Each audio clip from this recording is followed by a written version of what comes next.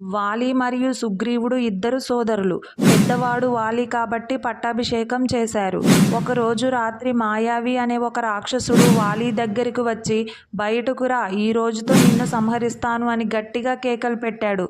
వాలి మరియు రాక్షసుడు ఇద్దరు యుద్ధం చేస్తూ చేస్తూ ఒక పెద్ద బిలంలోకి దూరిపోయారు.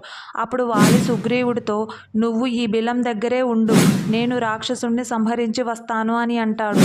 వాలి లోపలికి వెళ్ళి సంవత్సర కాలం అయిపోయింది. ఇంకా రాకపోవడంతో రాక్షసుడు వాలిని సంహరించి ఉంటాడు అని సుగ్రీవుడు అనుకుంటాడు. తర్వాత రాజు లేకుండా రాజ్యం ఉండకూడదు అని మంత్రులు బలవంతంగా సుగ్రీవుడితో పట్టాభిషేకం చేపిస్తారు. ఒకనాడు వాలి వస్తాడు. చీచీ పరమదుష్టుడా, నేను లేని సమయంలో నువ్వు పట్టాభిషేకం చేసుకుంటావా అని సుగ్రీవుడిని బయటకు తరిమివేస్తాడు. భూమండలం అంతా చంపుతాను అని తరిమివేశాడు. చివరికి సుగ్రీవుడు ఋష్యమూక పర్వతం మీద ఉంటాడు. వాలికి ఉన్న శాపం వలన ఆ ఋష్యమూక